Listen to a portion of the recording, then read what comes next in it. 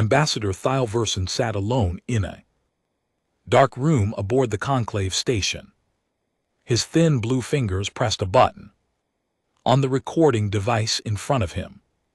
The small light turned green. He took a long breath. His glowing skin, which normally shone bright like moonlight, had gone pale and dim. He had not slept in days. "I must record what happened," he said quietly. "The galaxy needs to understand what we saw, what we allowed to happen, and what came after." He closed his eyes and let his mind travel back to when it all started, back to when the galaxy still made sense. 3 standard galactic cycles ago, Concord survey ship was scanning the outer arm of the Milky Way. It was a boring mission. The outer arm was empty, cold, and far from anything important.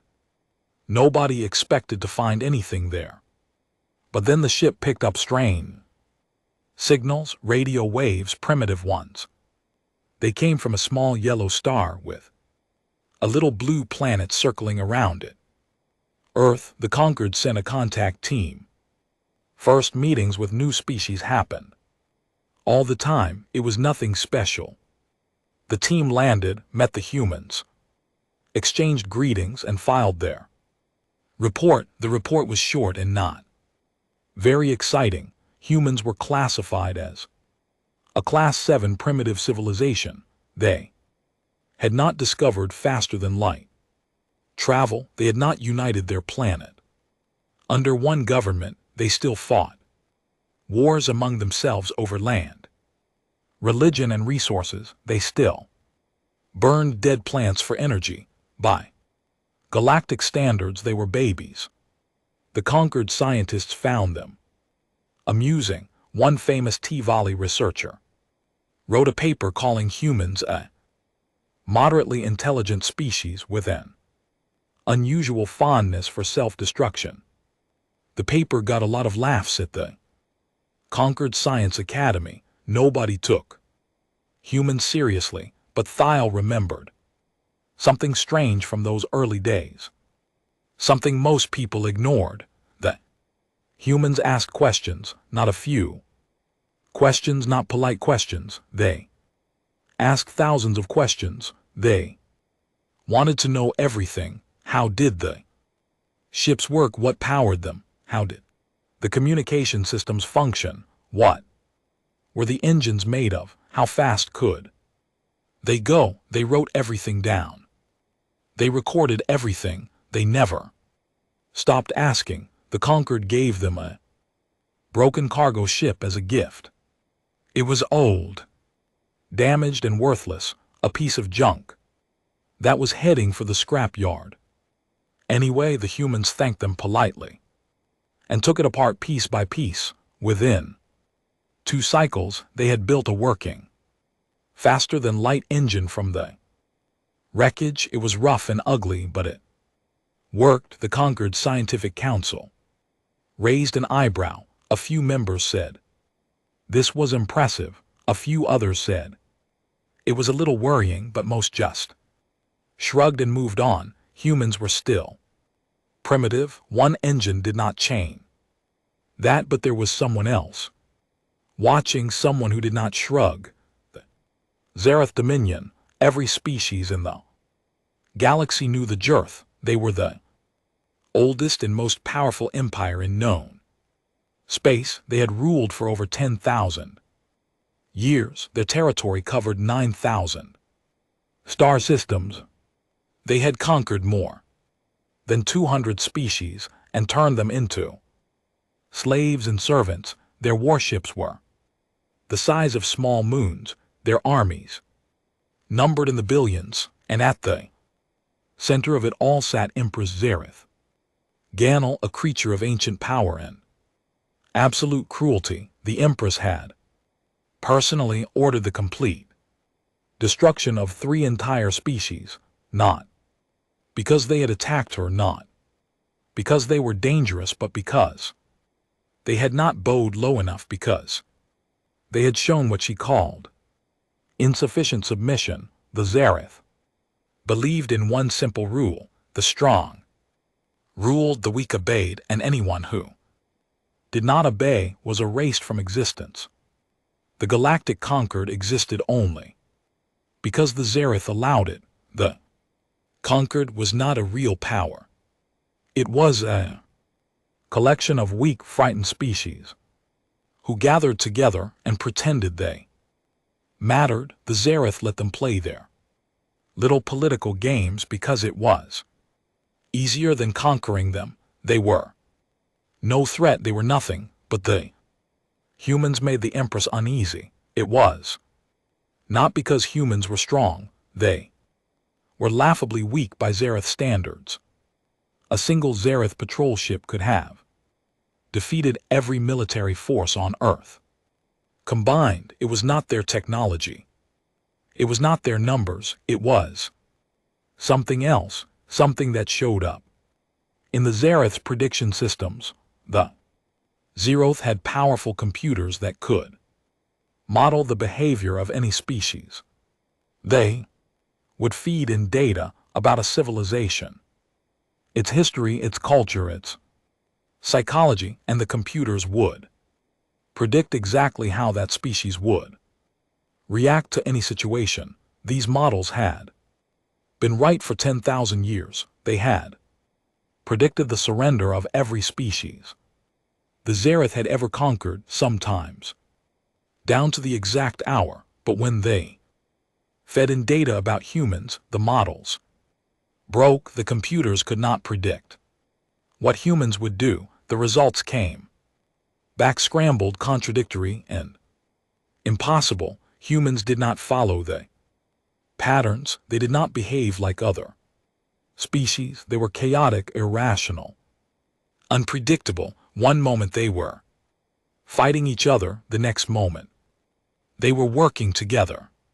They made decisions based on emotion, on pride, on something the Zereth computers could not even name. The Empress stared at the broken predictions on her screen for a long time. Then she called her war council. I do not like things I cannot predict, she said. Her voice was cold and flat, like stone grinding against stone. Remove them. And so the order was given. A subjugation fleet of 500 warships was assembled, 500 of the most powerful vessels in the Dominion, each one carrying enough firepower to crack a planet open like an egg. The fleet was commanded by War Admiral Kethrai, decorated officer who had crushed dozens of species without ever losing a single ship. The fleet departed Zereth space and entered the faster-than-light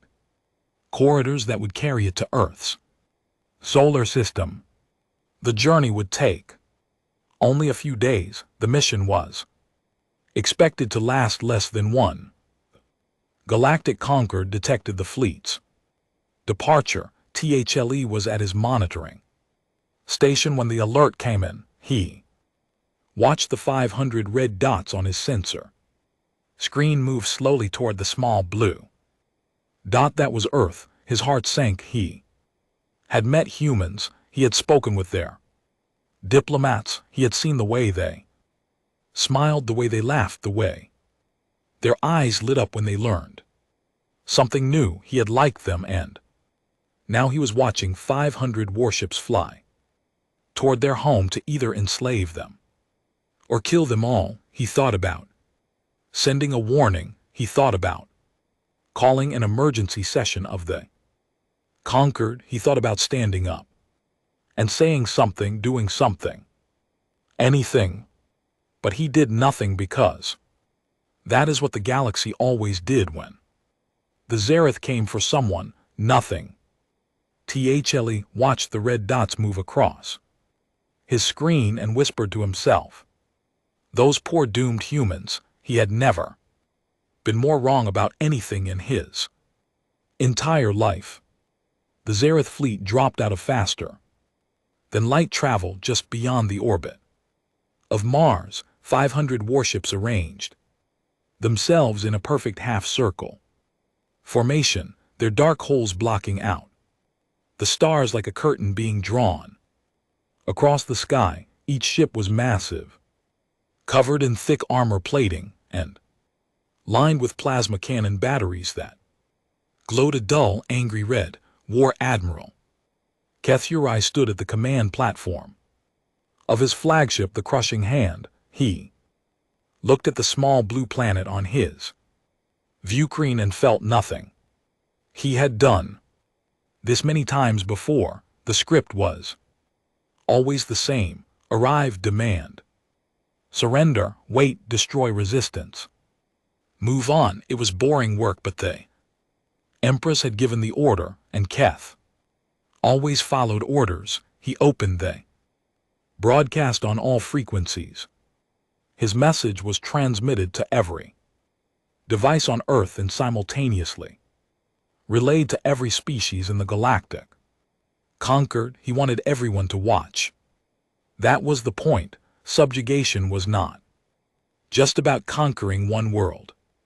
It was about reminding every other world what happened to those who did not kneel. People of Earth, his voice boomed across the planet, you are addressed by the Zereth Dominion. You have one planetary rotation to surrender all military forces, dismantle all weapons, and accept permanent Zereth governance. Failure to comply will result in the immediate and total destruction of your civilization. This is not a negotiation. This is your only warning. Then he sat down and waited. He expected the humans to respond within the hour. Most species did. Some cried, some begged, some tried to negotiate. A few tried to fight, but those were always the stupid ones. Fighting the Zeroth was like fighting the ocean. You could swing your fists all you wanted. The water did not care. 1 hour passed, no response. 2 hours passed, silence. Keth frowned. This was unusual. His communications officer confirmed that the message had been received across the entire planet. Every government on Earth had heard it. And yet nobody answered, not a word, not a signal, nothing. Keth reported the silence to the Empress. Her response was immediate and cold. They have chosen. Burn them. The War Admiral gave the order without hesitation. 500 warships opened fire at once. Plasma rained from the sky like the anger of a god. Massive bolts of superheated energy slammed into the surface of the Earth, each one carrying enough force to flatten the mountain. The Zereth targeted military bases first, then capital cities, then population centers. They were thorough and precise. They had done this many times. New York vanished in a flash of white light. The city that never slept was gone in 3 seconds. Beijing followed, then Moscow, then London, then New Delhi, Tokyo, Cairo, Berlin, Sao Paulo. One by one, the great cities of Earth were reduced to craters of melted glass and burning rock. The oceans boiled where the plasma touched the coastlines. Entire mountain ranges crumbled. The sky turned black, with smoke and ash so thick that the sun disappeared behind it in 40 minutes. 1.2 billion human beings died. Across the galaxy, thousands of species watched the live sensor feed from the conquered monitoring network. Ambassador Thiel stood at his station aboard the Conclave, his hands gripping the console so hard that his knuckles turned white. His glowing skin had gone completely dark. Around him, other ambassadors watched in silence. A few covered their eyes. A T-Volley diplomat turned away and vomited. A Krayan ambassador folded her 6 hands together and began to pray. Nobody spoke, nobody moved. This was the natural order of the galaxy. The strong destroyed, the weak died, and everyone else watched and was grateful it was not them. But then something happened that made War Admiral Keth sit up straight in his command chair. His sensor officer called out in a confused voice, "Admiral, I am detecting unusual activity on the planet's surface. They are dying." Keth said flatly, "That is expected." "No, Admiral, they are not all dying. There are energy signatures activating beneath the surface, deep beneath kilometers underground, and the surviving military forces are not scattering, they are reorganizing." Kath looked at the sensor data and felt something he had not felt in a very long time. He did not have a word for it yet, but later, when he had time to think about it in the 1.3 seconds before he died, he would recognize it as the beginning of fear. The humans were not running, they were not surrendering, they were not even panicking. In the middle of the worst attack their planet had ever seen, with their cities burning and their people dying by the billions, they were pulling themselves together and preparing for something. 3 miles beneath the Rocky Mountains, in a bunker built to survive the end of the world, General Lena Vasquez stood in front of a wall of screens. Every screen showed death. Casualty numbers climbed so fast that the computer could not keep up. Cities she had visited, places she had loved, people she had known were gone. Just gone, wiped away like chalk from a board. Her hands were shaking, her jaw was clenched so tight that her teeth hurt. She wanted to scream, she wanted to cry, she wanted to fall to her knees and let the grief swallow her whole, but she did not, because Lena Vasquez had a job to do. She had known this day would come from the moment the first alien ship appeared in Earth's sky 3 years ago. She had known, not because she was a pessimist, because she was a student of history. She had studied every species the Zereth had conquered. She had read every record, analyzed every battle, examined every surrender, and she had seen the truth that the rest of the galaxy was too afraid to admit. The Zeroth did not accept equals. You either knelt or you died. There was no door. Number 3, no negotiation, no diplomacy, no peace treaty, just submission or extinction. So while the rest of the world celebrated first contact and marveled at alien technology, Lena Vasquez and a small group of the smartest, most determined people on Earth had been working on something else, something secret, something hidden so deep underground that no alien sensor could detect it. Project Prometheus. They had taken the alien technology the Conquered had given them, and they had done what humans always did. They broke it apart. They studied it, they understood it, and then they made it into something terrifying. The Conquered thought humans had spent 3 years building one rough FDL engine. That was what humans wanted them to think. The truth was that humans had spent 3 years building 12 weapons that could tear the fabric of space itself apart. Vasquez looked at the casualty counter, 1.2 billion and climbing, her people, her world burning. She pressed the communicator on her wrist. Her voice was steady. It did not shake, it did not waver. It was the voice of a woman who had already accepted what was about to happen and had made peace with the cost. All stations, this is General Vasquez. Prometheus is live. God forgive us. Deep beneath the burning surface of the Earth, 12 devices began to hum. The ground itself seemed to vibrate, a low, deep sound that could be felt in the bones rather than heard with the ears. Power systems that had been dormant for years surged to life, drawing energy From sources the Zareth could not even detect. Above them the Zareth fleet continued its bombardment, its officers laughing and congratulating each other on another easy conquest. War Admiral Keth leaned back in his chair and began composing his victory report to the Empress. He never finished it. Far away, aboard the conclave station, Ambassador THLE noticed something strange on his sensor display. 12 tiny energy signatures, barely visible, had appeared.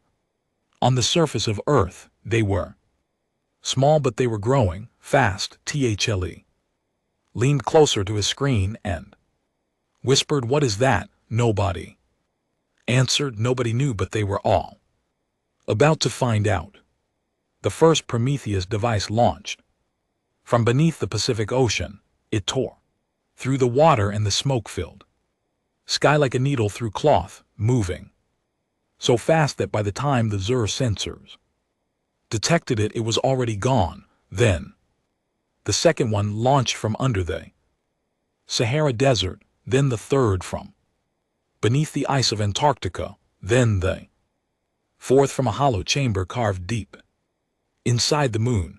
One after another, 12 objects rose from their hiding places and vanished into the sky. They did not fly like ships, they did not move like missiles, they folded space around themselves and simply stopped being in one place and started being in another. The Zeroth sensors could not track them. The conquered sensors could barely see them. They were there and then they were not, like stones dropped into water, leaving only ripples behind. Aboard the conclave station, Ambassador THLE watched his display screen and felt his blood go cold. 12 energy signatures had appeared on the galactic map, but they were not staying near Earth. They were spreading outward in every direction, crossing thousands of light years in seconds. That was not possible. Nothing moved that fast. Nothing. What am I looking at? Thiel said to the sensor technician beside him. The technician, a small furry Dren with 6 eyes, stared at the screen and slowly shook his head. He had no answer. Across the conclave, thousands of alien ambassadors and diplomats crowded around their own displays. The mood had shifted. Minutes ago, they had been watching a routine subjugation. Now they were watching something they did not understand, and that scared them far more than the Zareth ever had. The first Prometheus device reached the Zareth fleet above Earth at exactly the 2-nut mark. It appeared in the center of the 500 warships, a tiny object no bigger than a ground vehicle hanging silently in the emptiness of space. For 1/2 of 1 second it simply floated there. Then it activated. There was no explosion, no flash of light, no sound, because there is no sound in space. Instead, the fabric of reality around the device bent. Space-time itself twisted and folded like wet paper being crushed in a fist. Every ship within a 100,000 km was caught in the distortion. Metal warped, armor plating crumpled like tin foil, engines imploded, reactors collapsed into themselves. 500 Zareth warships, the pride of the Dominion's military, each one the size of a city, were compressed, twisted, and shredded into dust in less than 4 seconds. They did not explode. They simply stopped existing where the mightiest fleet in the galaxy had been. There was now nothing but a cloud of subatomic particles slowly drifting apart in the cold silence of space. War Admiral Keth Zara had exactly 1.3 seconds to understand what was happening. In that brief moment, his brain registered something his species had not felt in 10,000 years: pure Absolute terror, then the crushing hand. Folded in on itself, and Kasserai became nothing. The conclave erupted. Ambassadors screamed, displays flickered. As the sensor network struggled to process what had just happened. A D-volley. Diplomat fainted and crashed to the floor. 3 Cretian ambassadors began wailing in their native language. THLE gripped his console and stared at the space where 500 red dots had been on his screen. They were all gone, every single one, in 4 seconds, but the horror was only beginning. The remaining 11 Prometheus devices were not aimed at the fleet. They had never been aimed at the fleet. The fleet was just the first target. The real targets were much bigger. At the 4-minute mark, a Prometheus device appeared above Xeris Shipyard Nexus 7, the largest military construction facility in the Dominion. 3,000 warships were being built there. 50 orbital platforms surrounded the Nexus, each one a factory of death. The device activated the Nexus, and everything around it was twisted into nothing. 3,000 unfinished warships, 50 platforms, and 2 million Xerath workers vanished in an instant. At the 5-minute mark, 2 more devices hit the Dominion's central communication network, a series of relay stations spread across 40 star systems that allowed the Empress to command her forces across the galaxy. Every relay station was destroyed simultaneously. The Xerath Dominion went deaf and blind.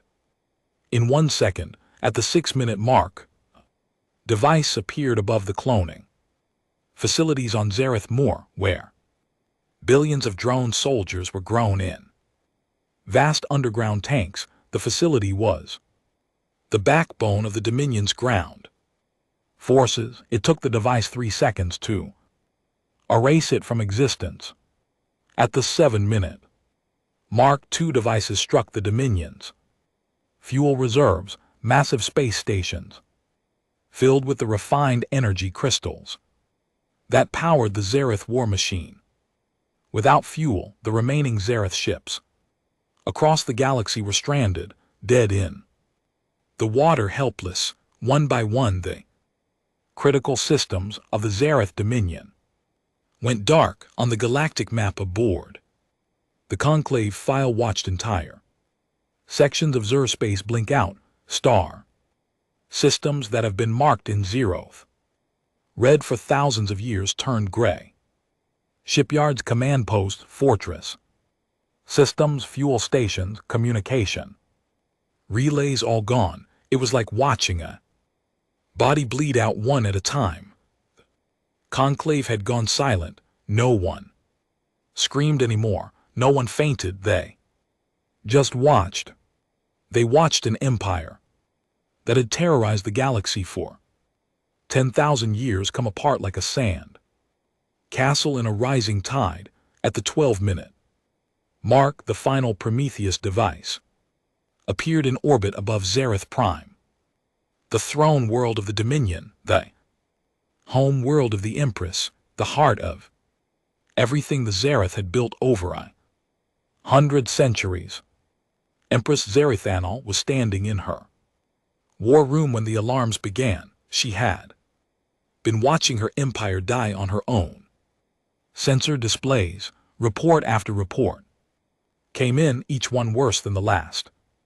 Shipyard Nexus 7 gone, communication network gone, cloning facilities gone, fuel reserves gone. Her general screamed for orders. Her admirals begged for instructions.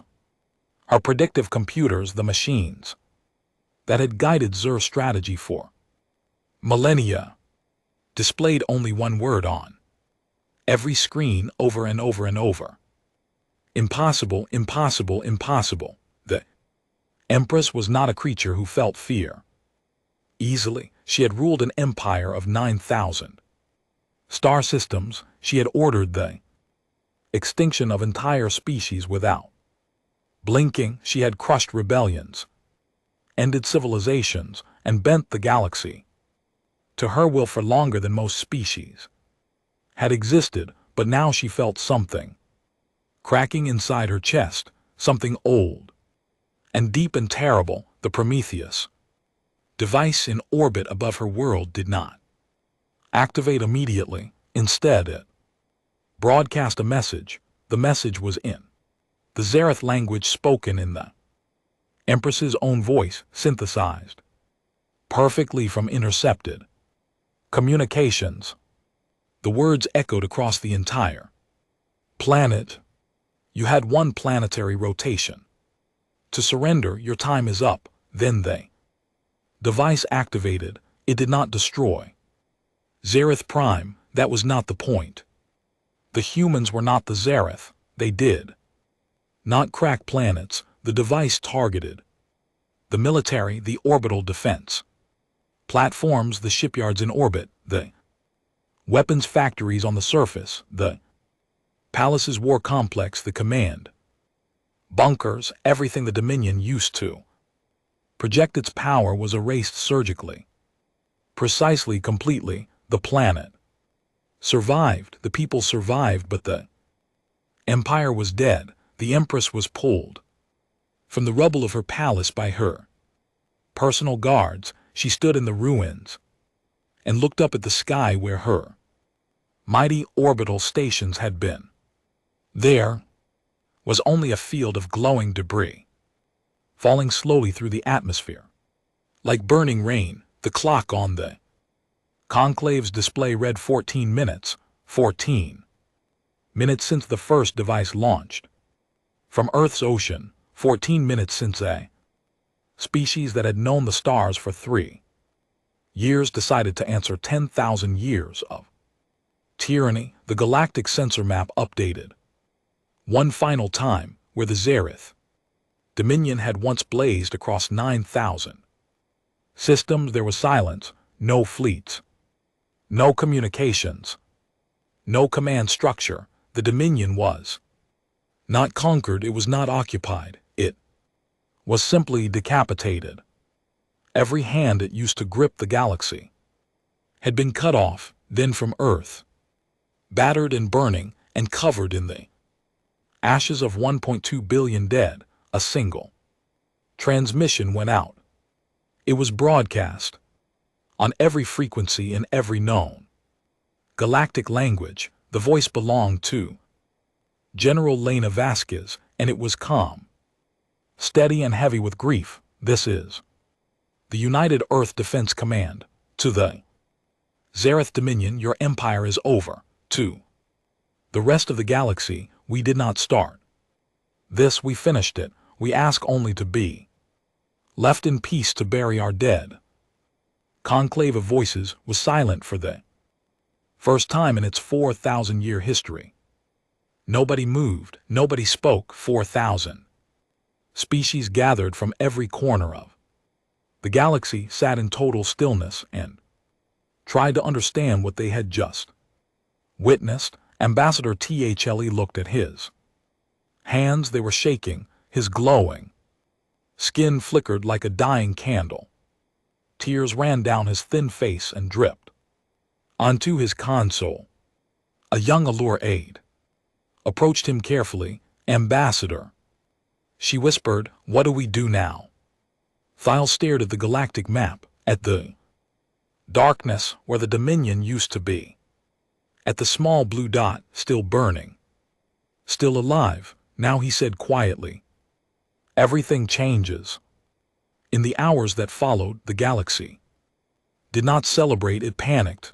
The Zereth Dominion, the empire that had kept 1,000 species in line through fear alone, was gone, wiped out in 14 minutes by a species that most of the galaxy had been laughing at 3 years ago. And now every civilization, every government, every ambassador in the conquered was asking the same terrified question. If they did that to the Zereth, what could they do to us?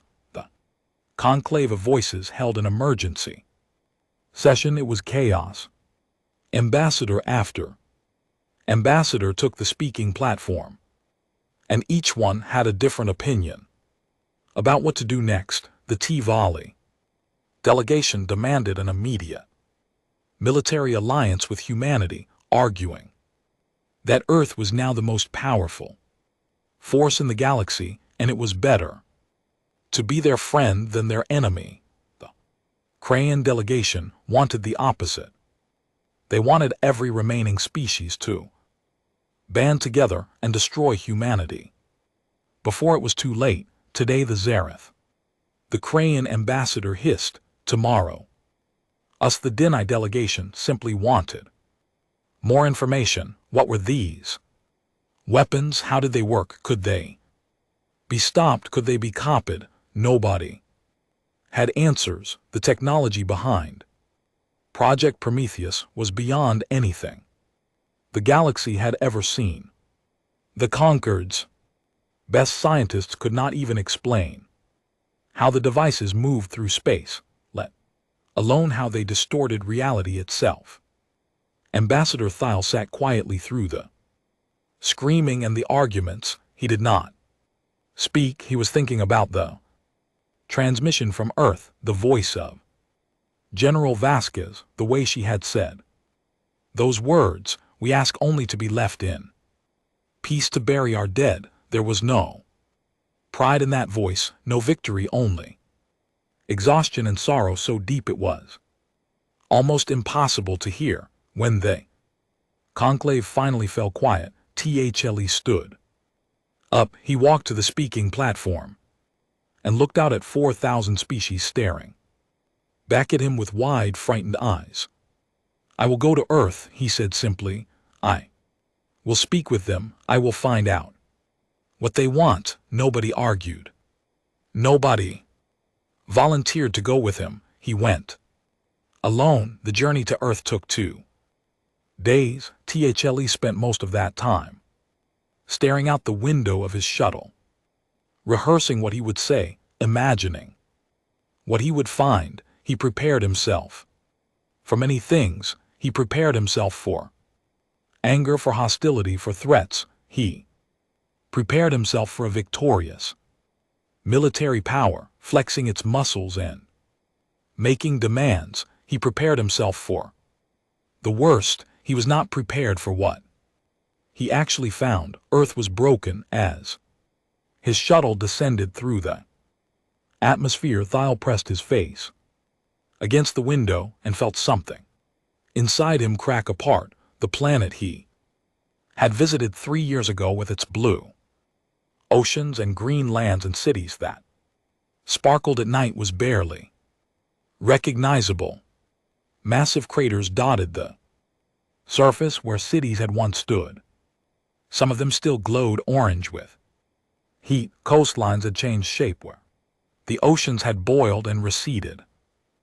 Thick layer of gray ash and smoke covered most of the northern hemisphere, blocking out the sunlight and dropping temperatures across the continent. His shovel landed in what used to be Switzerland. The city of Geneva was gone. In its place was a vast flat plain of melted glass and rubble. But nearby, in the ruins outside the old city limits, humans had already set up emergency camps. Thousands of tents stretch across the landscape, filled with refugees, wounded, and orphans. Medical teams moved between the tents, their faces exhausted and their uniforms stained with dust and blood. Thiel stepped out of his shuttle and stood still for a long moment. The air smelled like burning. In the distance, a child was crying. Somewhere else, a woman was singing a soft, sad song, the kind of song you sing to a baby to help it sleep. The sound of it nearly brought THLE to his knees. These were not conquerors. These were survivors. General Lena Vasquez came to meet him. She walked slowly, like someone carrying a weight that was too heavy for any one person to hold. She looked nothing like the strong, confident officer in the file TH. Had read, her face was thin and drawn. Her eyes were red and surrounded by dark circles that spoke of days without sleep. She was only 43 years old, but she looked 60. She shook his hand. Her grip was firm, but her fingers were cold. "Thank you for coming, Ambassador," she said. Her voice was polite but flat, as if all the emotion had been drained out of it. "I apologize for the surroundings. We are still digging out." TH looked at the ruins around them and then back at Vasquez. "General, I must ask you some questions. The entire galaxy is watching. They are afraid. They should be," Vasquez said. "Not as a threat," she said it the way someone says the sky is blue, a fact. Nothing more. They sat together in a temporary command tent. The walls were thin fabric, and the wind outside made them flap and shake. Inside there were maps pinned to boards, communications equipment humming on folding tables, and empty coffee cups everywhere. It looked nothing like the command center of the species that had just destroyed the most powerful empire in the galaxy. THLE asked her about Project Prometheus. Vasquez was honest. She told him that from the very first day of contact, a group within Earth's military and scientific community had begun planning for the worst. They had studied the Zereth. They had learned everything they could about the Dominion's history, its tactics, its strategy, and its psychology. They had talked to other species in the Conquered quietly, unofficially, and had heard the same story over and over. The Zereth could not be reasoned with. They could not be negotiated with. They either took everything you had or they killed you, and took everything you had. We saw no other way, Vasquez said. She stared at the table between them. We knew they would come for us eventually, and we knew that when they came, we would either have the ability to hit back hard enough to end the threat, or we would die. There was no middle ground. Zereth did not allow middle ground. She looked up at Thiel with eyes that were steady but full of pain. 1.2 billion people, Ambassador, that is what we lost. Before Prometheus activated, I gave the order to launch, and I do not regret that decision, because if I had not, we would all be dead or in chains right now. But I will carry those 1.2 billion souls with me for the rest of my life, every single one. Tio asked the question that the entire galaxy-wide answered. General, will you use these weapons again? Vasquez was quiet for a very long time. Outside, the wind blew ash across the ruined landscape. The child was still crying somewhere in the camp.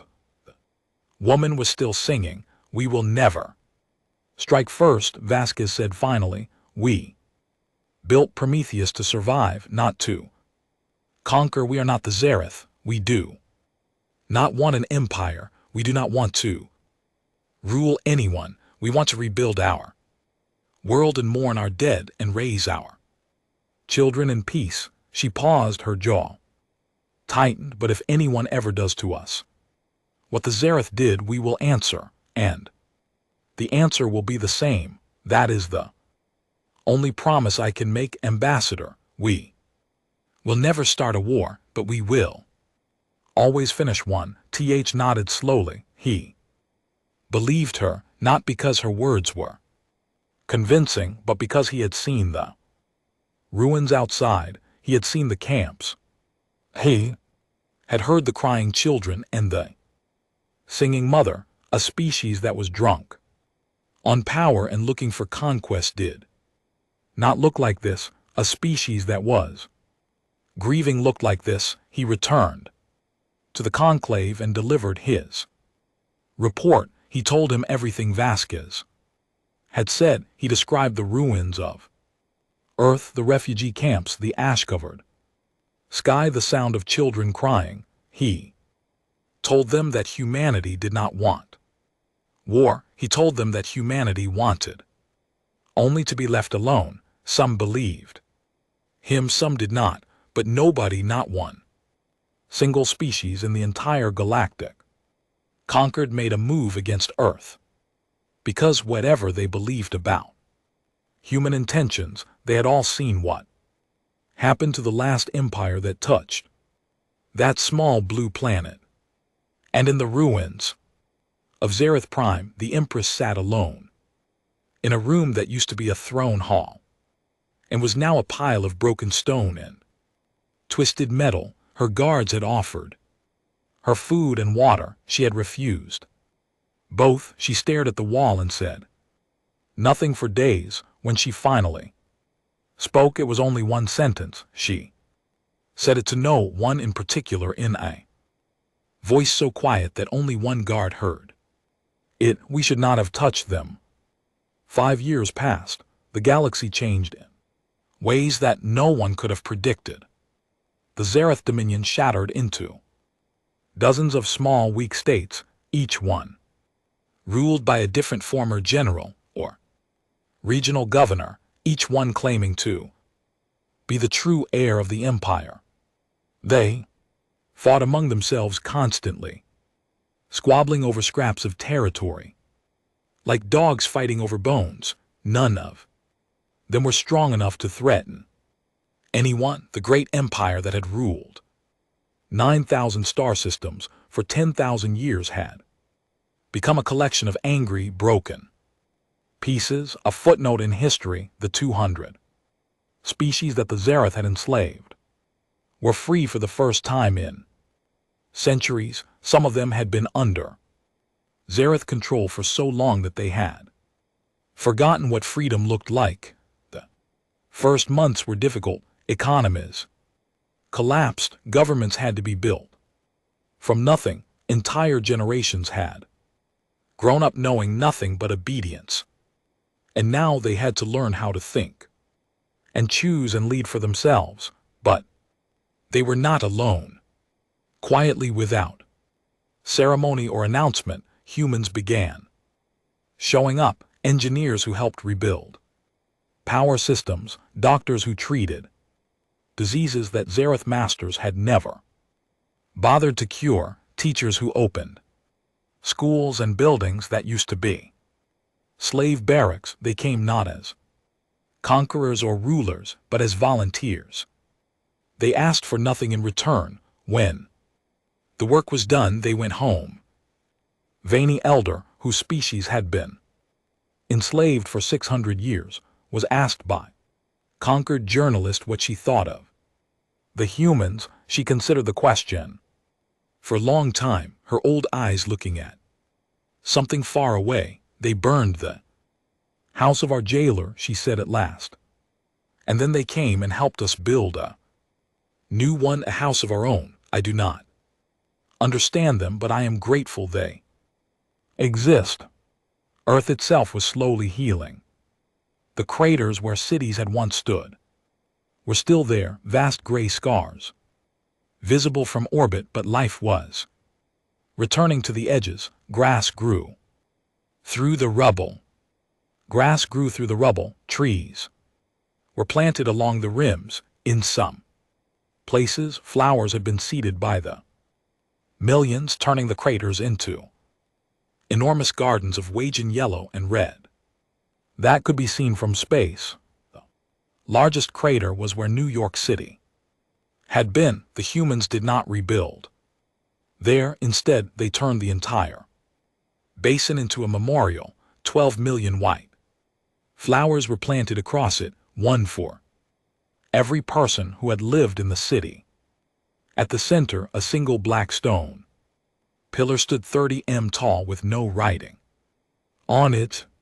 No names, no dates, just a smooth, dark surface that reflected the sky above. People came from all over Earth to stand at the edge of the crater and look at the flowers. They did not Speak much, they did not need to.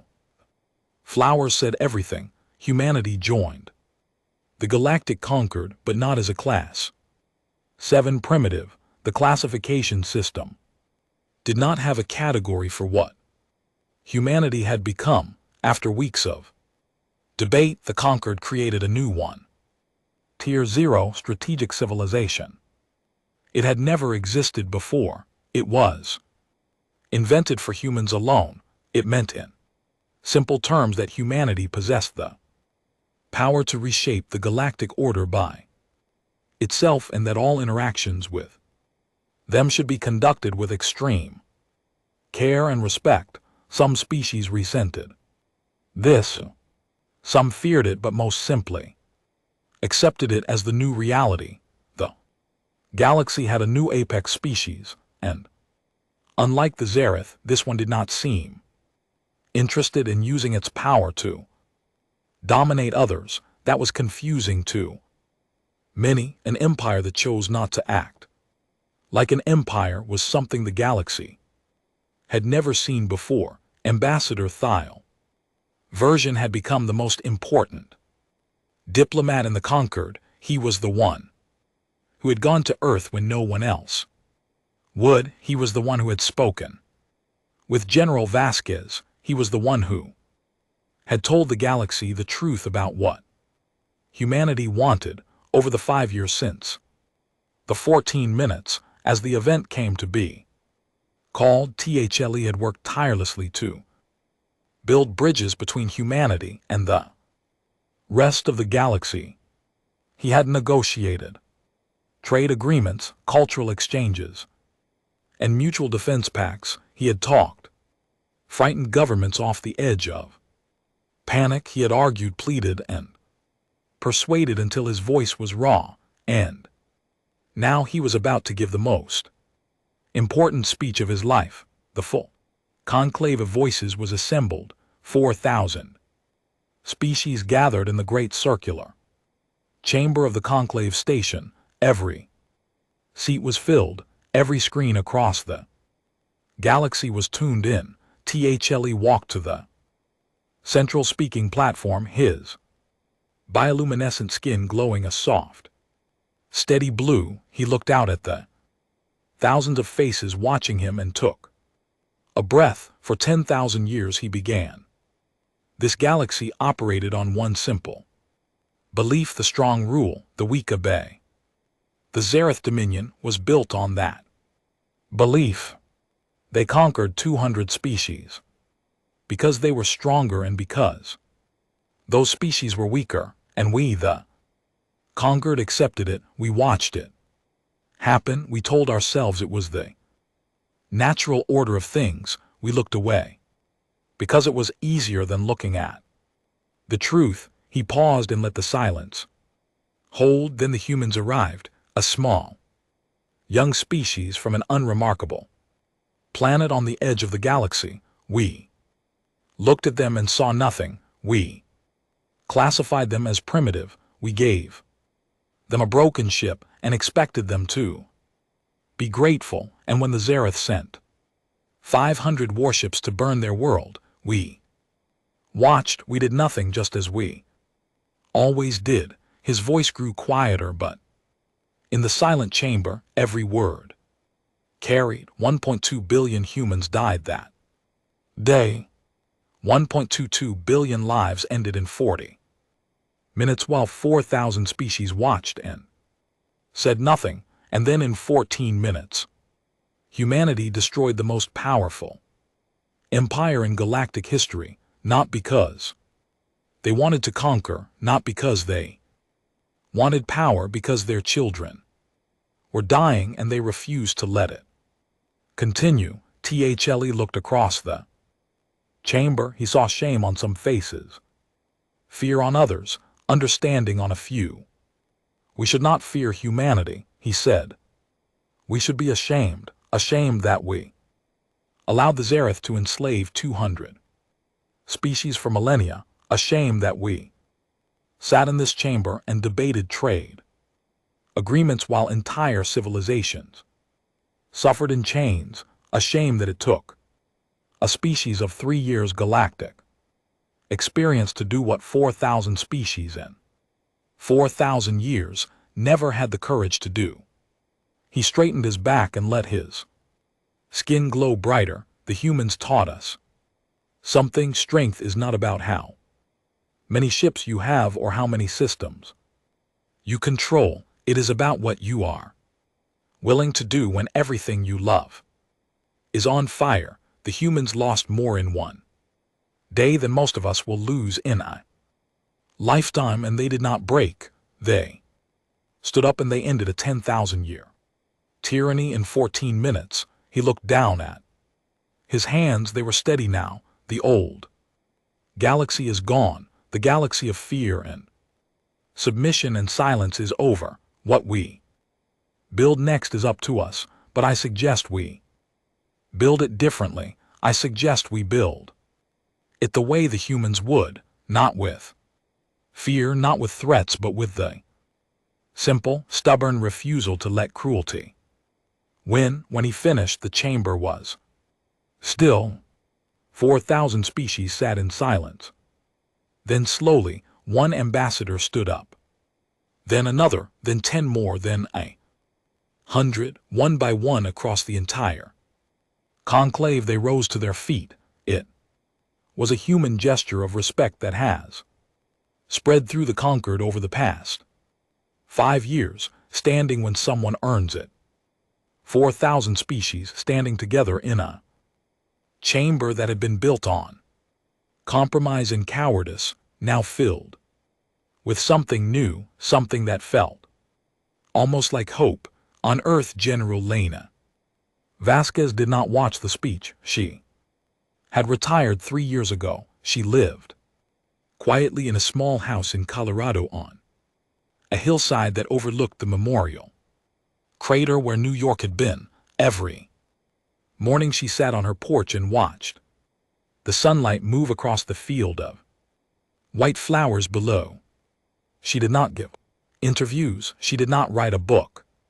She did not attend ceremonies. She simply lived quietly with the weight of everything she had done and everything she had lost. On this particular morning, her communicator chimed softly on the table beside her. She picked it up and opened the message. It was from a species called Thay, from a planet on the far side of the galaxy. She had never heard of them. The message was short. It had been translated into English, and the translation was a little rough, but the meaning was perfectly clear. Thank you for our sky. Vasquez read the message twice. She set the communicator down on the table. She looked out at the flowers swaying in the morning breeze. 12 million white petals catching the sunlight, dancing gently over the grave of a city. For the first time in 5 years, she allowed herself to cry, not from sadness, not from guilt, from something she had not felt in a very long time, something warm and quiet and unexpected. The feeling that maybe, just maybe, it had been worth it. Far away aboard the conclave station, Ambassador Thle sat alone in the same dark room where he had begun his recording 5 years ago. He pressed the button on the device one last time. The green light turned on. Let the record show, he said, his voice calm and clear, that on this day, a species that had known the stars for less than 1 generation broke the chains of the galaxy's oldest tyrant. They did not do it for glory. They did not do it for power. They did it because 1.2 billion of their people were murdered, and they refused to let the next billion follow. He paused. The light on the recorder blinked steadily. History will remember many things about humanity, their ingenuity, their stubbornness, their terrifying capacity for war. But history should remember this above all else. They were not the monsters Zareth expected. They were the monsters The Zareth created, he pressed the button, the light turned off. Recording was complete. Dial sat in the dark for a long time, thinking about flowers growing in craters and children learning to read in buildings that used to be prisons, and a tired old general on a hillside crying in the morning sun. Then he stood up, walked to the window, and looked out at the stars. There were so many of them, and for the first time in 10,000 years, none of them belonged to a tyrant. The galaxy was free, and it had a small, battered, stubborn planet to thank for it.